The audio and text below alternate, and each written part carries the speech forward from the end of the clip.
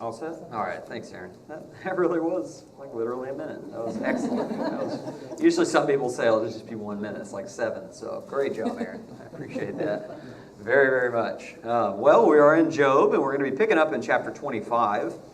We're kind of right in the middle of the third round of speeches here. The third round started back in chapter 22, really, with Eliphaz. And then Job responded in 23 and 24. Now Bildad is going to respond in chapter 25. But before we get into that, I'm going to ask Matt Heinley if he'll lead us in a word of prayer. Mighty Heavenly Father, we thank you for this time that we can come before you to gather together and worship you and study your word. We're thankful for this safe and comfortable place that we can meet. There are many in the world that do not have that. Pray for them and strengthen them. At this time, be with Brian as he brings us your word and help us all to focus and to be encouraged and to know more about your love for us and how you have us to live.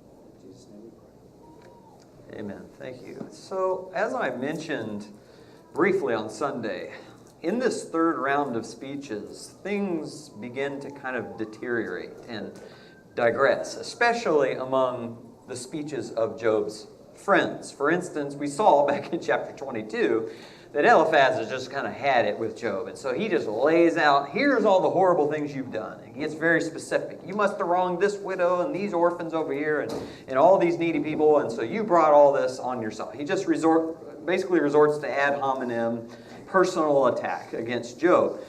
And then Job responds, but interestingly, instead of responding to Eliphaz, Job kind of ignores him.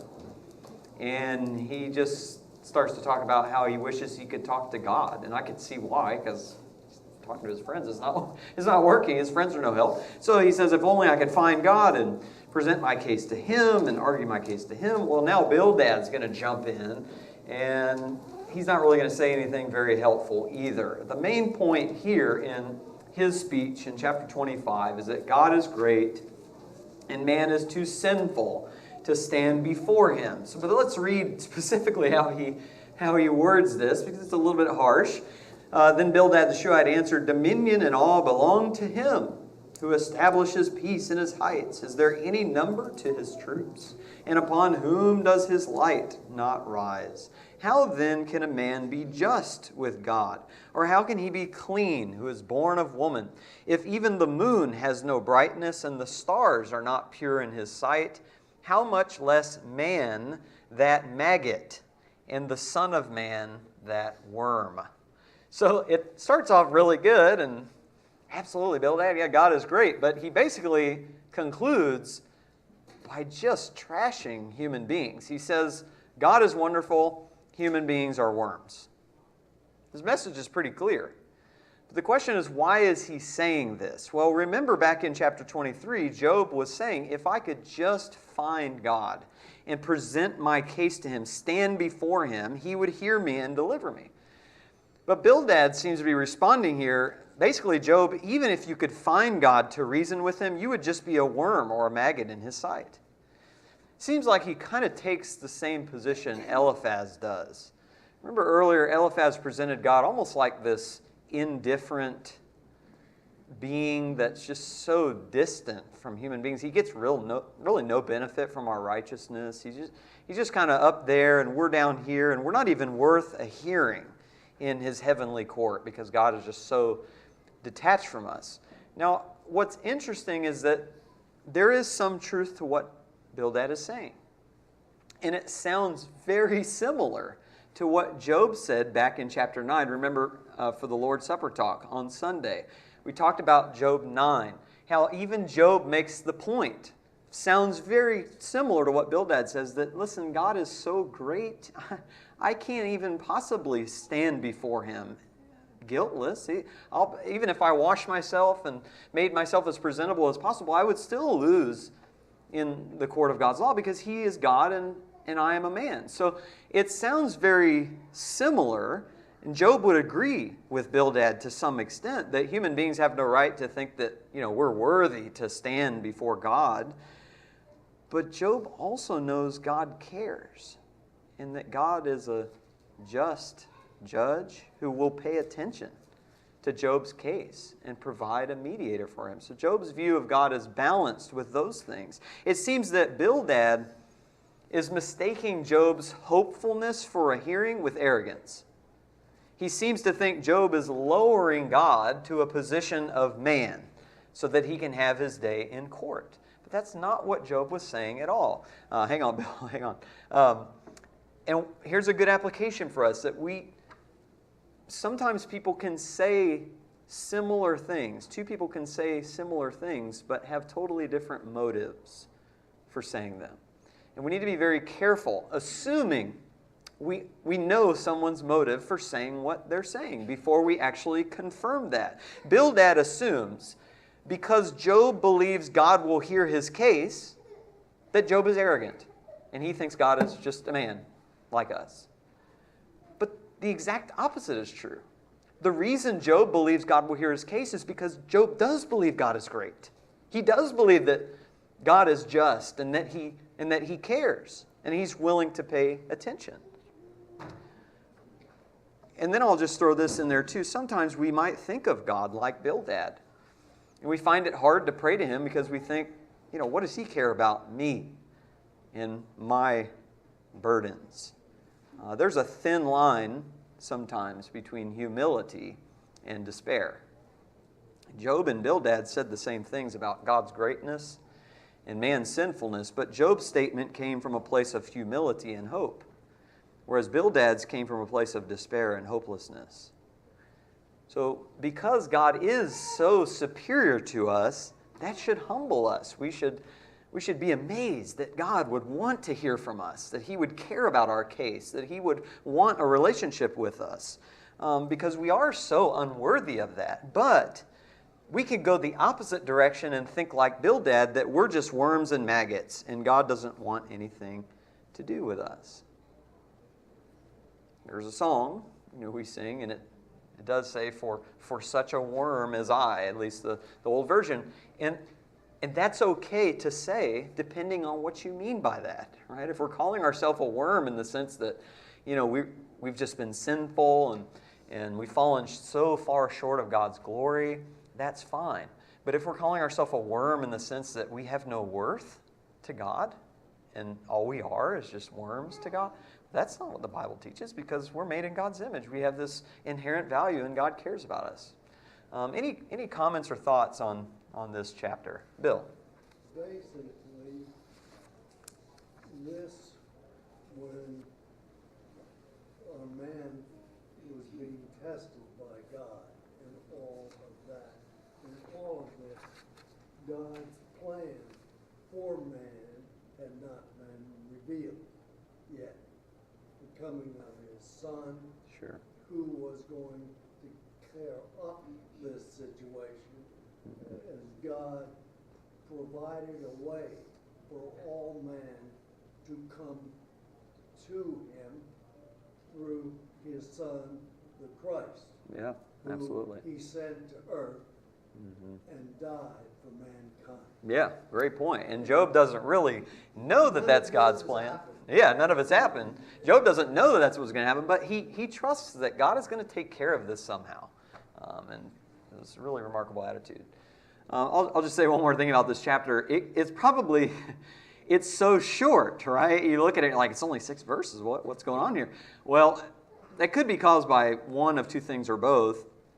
Maybe his friends are just giving up on Job. And they're thinking, look, I got nothing else to say to you. You're obviously not listening anyway. That could be part of it. It could also be because they don't have anything to say.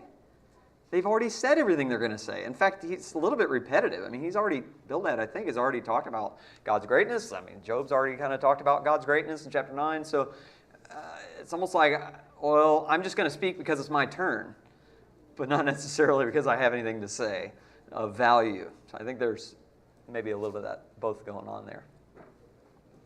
So now Job speaks in chapter 26. Now, okay, I was jumping ahead I was going to say something that I'm going to say later. So the summary here is, it's like you're not even talking to me, Bildad. Of course, God is great. Verses 1 through 4, Job responded, "What a help you are to the weak! How you have saved the arm without strength! What counsel you have given to one without wisdom!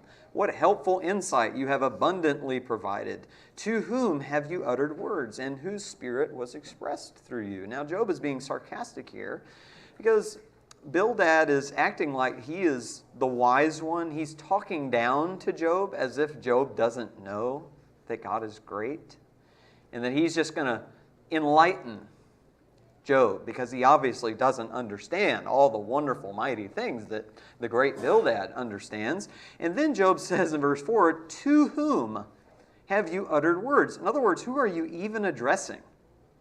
You can't be addressing me because I'm not the one that needs to hear this. I mean, you're preaching. We say you're preaching to the choir, right?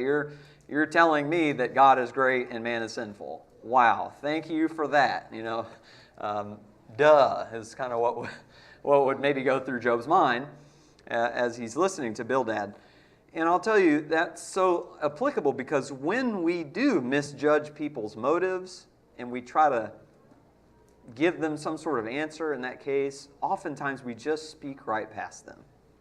Because we think, hey, they need to hear this, but we're not even really talking to them because it doesn't really even apply. I will admit to you, I felt a small sense of what Job felt here just this morning. Because yesterday I posted a picture on Facebook about spilling a bag of barley all over my kitchen counter and all over the floor. I mean, you spill raw barley, that's a pretty big mess to clean up. And I posted that on Facebook not because I was angry, not because I was even frustrated, really. I laughed when it happened. It was just, there was nothing else you could do. It was like, oh, there's barley literally all over my kitchen now. And I thought of the song by Sting about walking on fields of barley. Anyways, so I posted that, and I did it to make people laugh and to let people know, like, hey, if you have some mishap today, like, you're not alone, right? We all deal with these little mishaps. Well, then a well-meaning sister in Christ posted this really long response about how glad she was, that I had the money to buy barley and that I, had the blessing of grocery stores and, just kind of this long discourse about the blessings we have. Now, she was very sweet about it. Very sweet, very kind. I know she had nothing but good intentions. So I'm not trying to throw her under the bus at all. But it really sounded like she was kind of in a roundabout way accusing me of complaining and having an ungrateful heart. And then later she wrote an even longer essay down further on the subject, on the thread. And listen, I felt just like Job because everything that she said I totally agreed with. I was like, amen. We need to be grateful, and she started talking about how, we need to be careful not to complain about the small things, because then if we complain about the small things, then we'll complain about the bigger things. And she kind of presented the post like she was talking about herself, like, well, I need to work on these things, and I need to, and so I appreciated maybe some of the tact that she was using, and I tried to read and reread that and make sure I'm not assigning her false motives either, because I could be wrong about her motive in posting all that, but it really did not feel good. Because it felt like I was being rebuked for something I wasn't guilty of. It felt like she was giving me a lecture on, something I didn't need to be lectured on. And so it was just kind of awkward. And I did not jump on her like Job did with Bildad. I tried to assume the best. But what I did was I clarified my motives for posting. I felt like I needed to defend myself and say, look, I hear what you're saying. I did not post this because I'm dissatisfied with life. Like, I posted this because I thought it would be funny. And so anyway, that's what Job does here too. He now feels the need to defend himself because Bildad seems to think that Job thinks God is not great.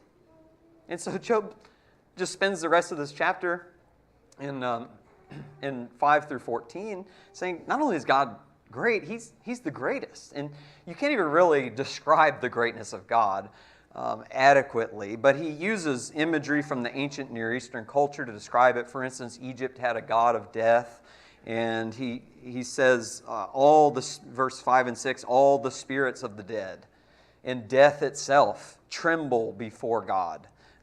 Pagans worship the moon, and Job says later that God covers the moon with his clouds. Pagan gods were territorial, but God is not bound to territory. His boundary is over the horizon of the circle of the whole earth. Rahab was this god of the sea, and in their mythology, they believe that their God had defeated Rahab and calmed the seas so that man could live on the earth in peace. Well, he says actually it was God, verse 12, who quieted the sea with his power, and by his understanding, he is the one who shattered Rahab. And then I love how he ends here, and Adam had this on his Bible trivia in the back of the bulletin, verse 14, behold, these are the fringes of his ways.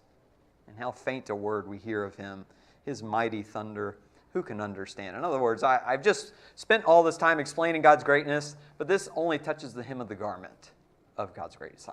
Who can understand truly? I mean, even if you just listen to the thunder, who can even understand the magnitude of power in thunder? So Job isn't questioning God's greatness at all. In fact, this is the very heart of the conundrum for Job, because the greater you believe God to be, the harder it is to understand how he allows bad things to happen to good and righteous people. That's the battle that Job is having, and why he so desperately wants to just talk to God and have his day in court with God, even if it literally kills him. Though he slay me, right, I'll still hope in him. Questions, comments through chapter 27. David.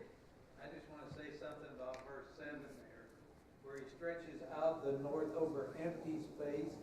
That's true. And also he hangs the earth on nothing. It's flying around out there. There's nothing supporting it. It's just, we're hanging on a vacuum.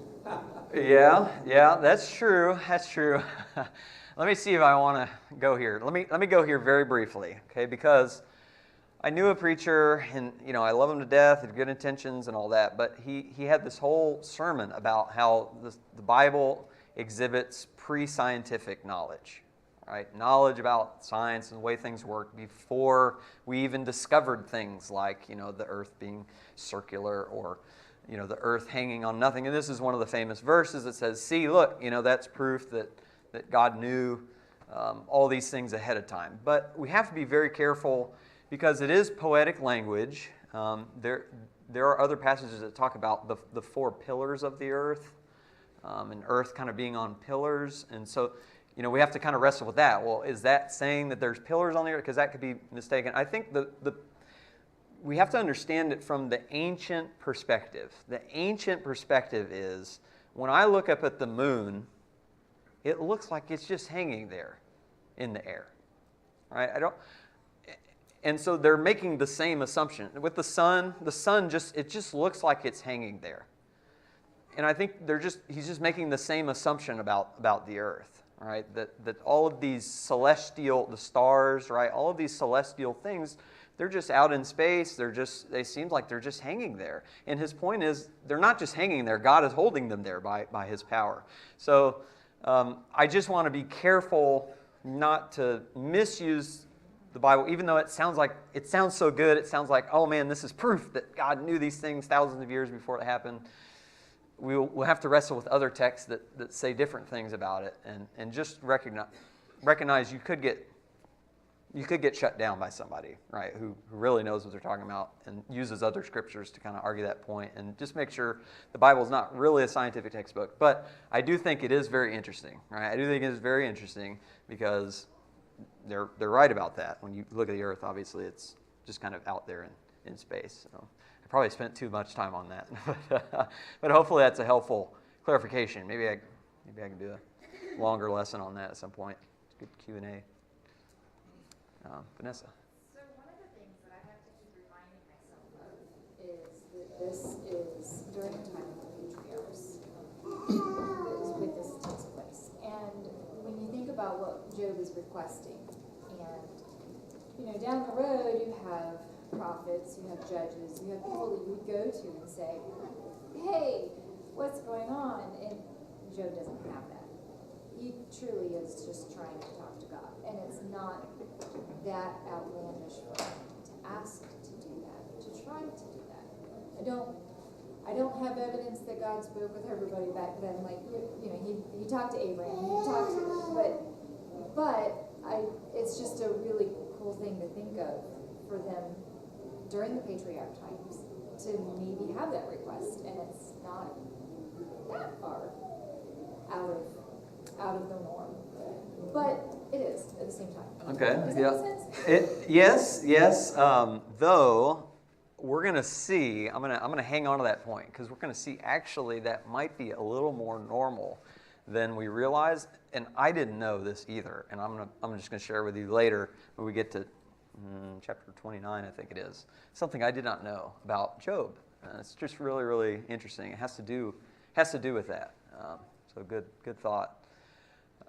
Now, chapter 27, who would you expect to normally speak here? So Bildad spoke, you had Eliphaz and then Job, and then Bildad, then Job again, just like the rest of the speeches. Now who's next normally? Zophar. Except now, it's Job. He's still speaking. There is no third speech by Zophar. He's nowhere to be found in the text. And this is part of that breakdown and deterioration of the speeches I was talking about. Eliphaz, he full out attacks Job. Bildad says something short and irrelevant. And then Zophar, he didn't say anything at all. And again, that could be because Zophar is just giving up on Job, views it as a lost cause, or it could be just he doesn't have an answer for him. But now Job will speak really for the rest of this round of speeches all the way to chapter 31. And he's not even really, again, speaking to his friends anymore, but to the air, and maybe to some imagined assembly around him, or maybe an actual assembly. Maybe there are other people around. Elihu kind of pops out of nowhere. It's possible there are other people within earshot of Job. And in wisdom literature, that's often kind of the setting for wisdom literature, is you kind of have people gathered around and you're going to share life lessons. So anyway, Job is just kind of speaking out to maybe even an imagined assembly here, but not to his friends anymore. And he basically says, I'm committed, this is a long summary, I could not figure out how to shorten that. He says, I am committed to never being like the wicked. And woe to anyone who treats me like I am, because God will punish the wicked in the end. Verses 1 through 6, he says, I'm going to keep my integrity forever.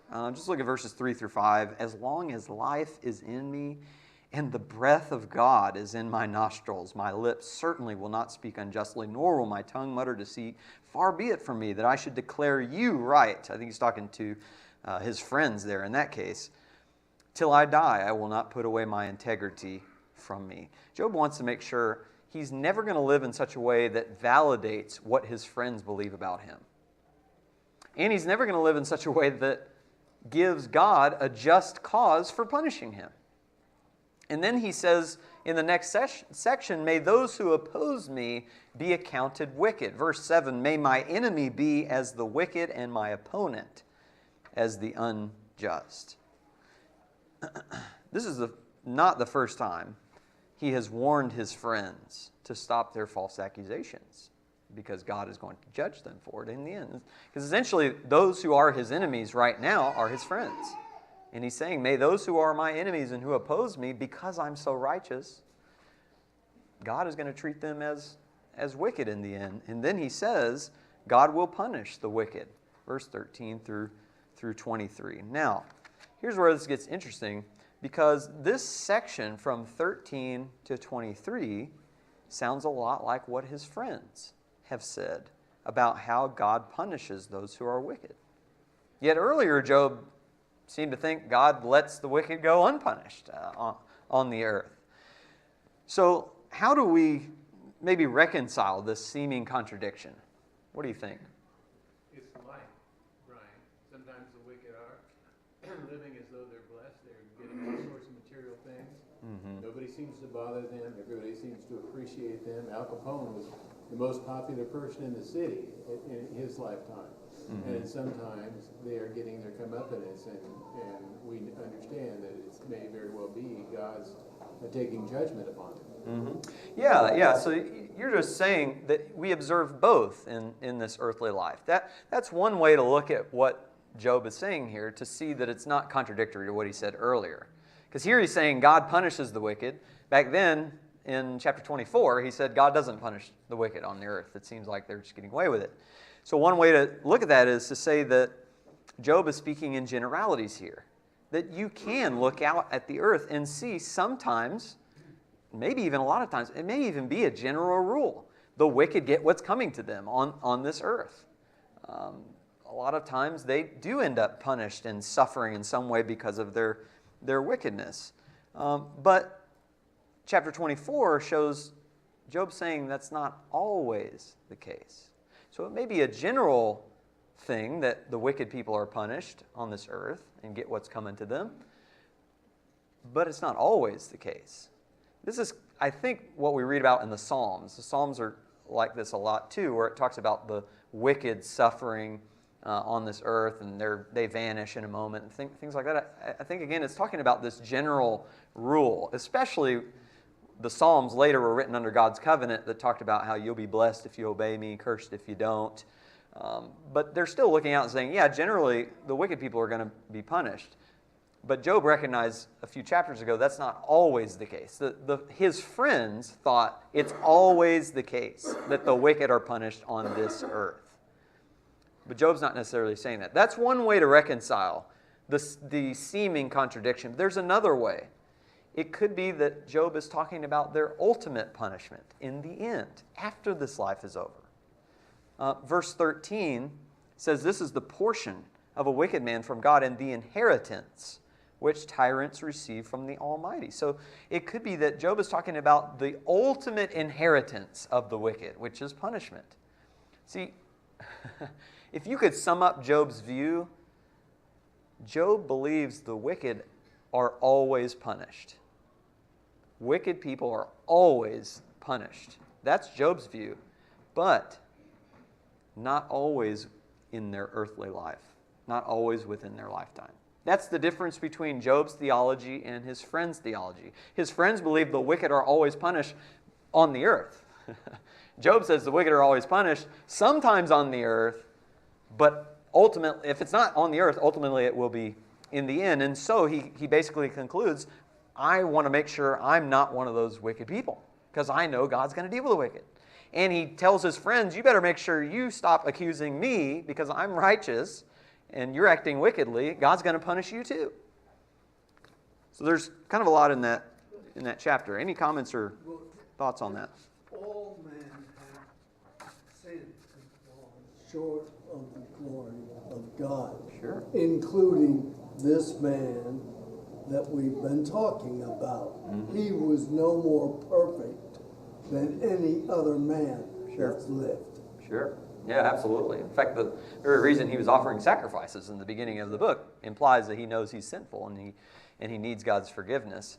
Let me make this last point of application, then I'll get you, Adam. If Job starts to live wickedly, then he automatically loses his entire case before God. And now he becomes worthy of suffering. His whole argument goes out the window if he becomes one of the wicked. So he says, I'm going to do whatever I can to make sure not to be actually deserving of the punishment that I'm getting. It reminds me of a New Testament passage. The Christians were suffering at the hands of the Romans and their culture at that time. And he asks in 1 Peter 2:20, what credit is there if when you sin and are harshly treated, you endure it with patience? But if when you do what is right and suffer for it patiently, and you patiently endure it, this finds favor with God. So if we're suffering in this life, let's make sure that it is not warranted. It's a great lesson to learn from Job in this chapter. Adam. I get the feeling that Job might be applying this especially to his three friends. Like it says in verse 7, may my enemy be as the wicked and my opponent as the unjust. It seems to me part of what he might be doing is taking their argument about the wicked and turning it and applying it to them and saying, yes, God does punish the wicked, and you guys are wicked. Yeah, I think that's exactly what he's doing. Yeah, absolutely. He's trying to wake them up to see that they're in trouble with the Lord. They keep falsely accusing this righteous man. Yeah. He uses their own argument against them. Yeah. It seems like. Yeah, absolutely. I think so. So you're suggesting he might not believe the argument? He's just using their argument? I mean, applying it in the sense that you were talking about. Okay. He doesn't understand it in the like transactional black and white kind of way. 100% this way and 0% this way. Right. He's not saying that. Yeah.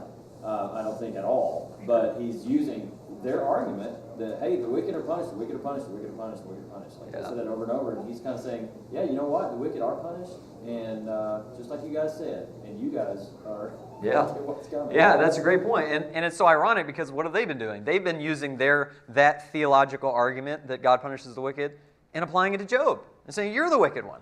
And Job's saying, actually, you have it backwards here. You're just totally mixed up. So yeah, really good observation there. And then there's this beautiful chapter in chapter 28. I love this chapter about how man can find endless treasures on the earth, but he can't find wisdom. That's found only with God.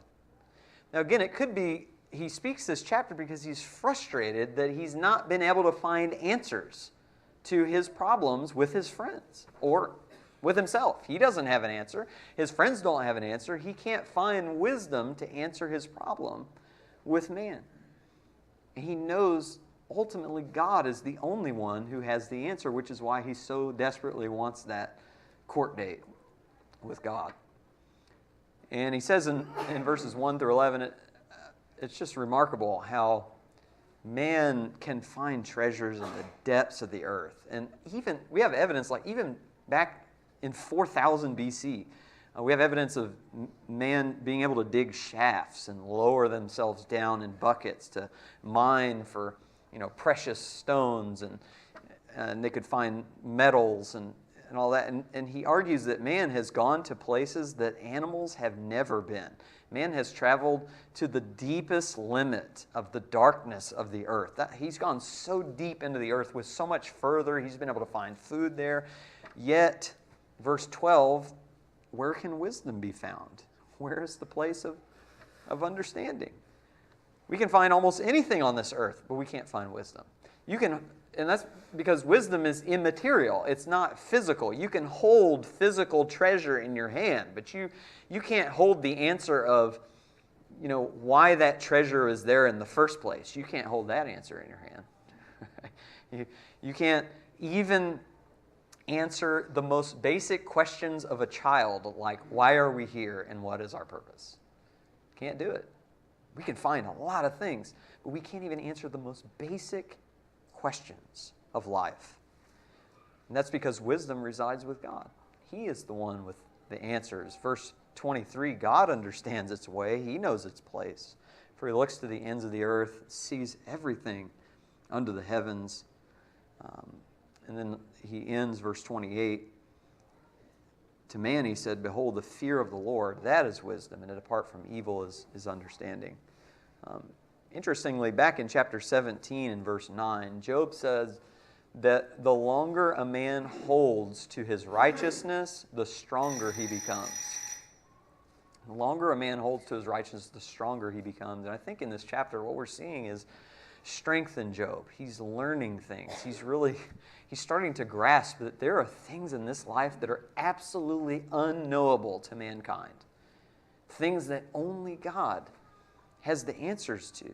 And no matter how hard he struggles to figure out why he's suffering, and no matter how much hot air comes out of his friends to try to explain why he's suffering, ultimately only God knows. And so Job says, I'm going to stay faithful to him. We have to have that same resolve. Now, let me break down these last few chapters and then open it up for comments. But Job speaks now still in chapter 29, 30, and 31. These all kind of go together. But he longs in chapter 29. He says, I wish I could go back to the time when my life was wonderful.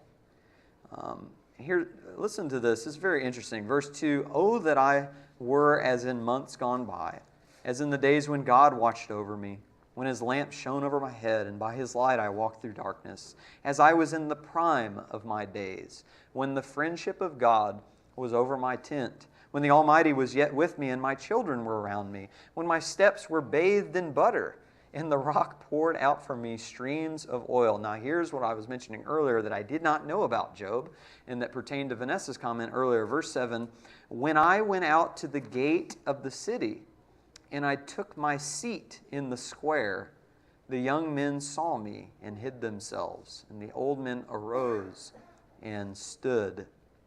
It seems that Job was a judge in his town.